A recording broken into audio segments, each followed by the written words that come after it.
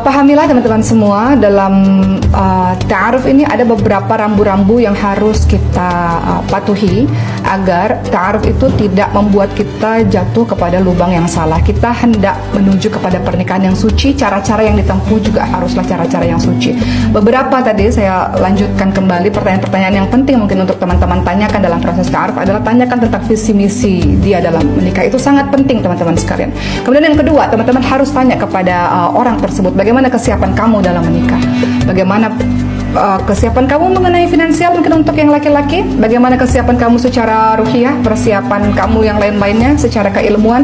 Tanya kepada dia. Kemudian yang ketiga, teman-teman harus tanya bagaimana pemahaman kamu mengenai hak dan kewajiban seorang laki-laki dan perempuan. Itu teman-teman harus tahu. Kita harus tahu bagaimana pandangan dia mengenai berbagai macam hak dan kewajiban laki-laki dan perempuan. Paham nggak beliau itu tentang hak dan kewajibannya? Karena kalau tidak paham, khawatir terjadi masalah yang besar dalam rumah tangga. Yang keempat, teman-teman harus tanyakan kepada orang tersebut bagaimana ibadah-ibadah yang kamu jalankan sesungguhnya. Tanya kepada dia dan buktikan lewat teman-temannya, kah, saudaranya, kah.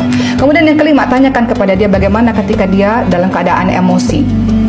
Karena banyak orang-orang yang emosi, dia akan main tangan kah atau dengan kata-kata kasar kah. Tanya kepada orang tersebut dan cross check lagi dengan orang-orang terdekatnya. Itu sangat penting.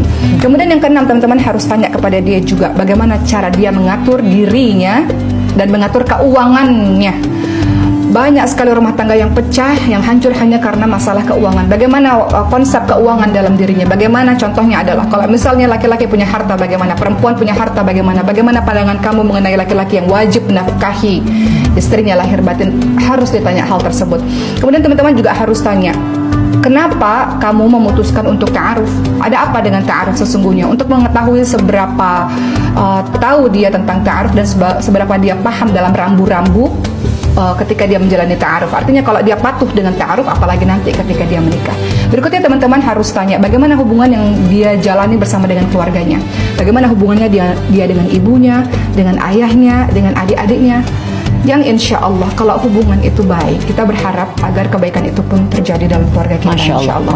Dan terakhir, teman-teman harus tanya bagaimana pemahaman dia tentang masa depan, apa yang dia lihat tentang gambaran masa depan, apa yang dia lihat tentang keluarga ini di masa depan, dia mau bawa keluarga ini menjadi keluarga yang seperti apa.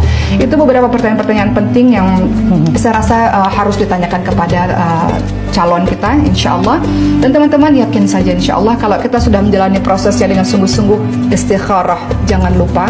Istikharah itu artinya kita menetralkan hati, kita minta sama Allah dan Allah kasih tanda berupa apa? Berupa kemudahan dan kelancaran dalam menjalankan proses tersebut hingga akhirnya menikah.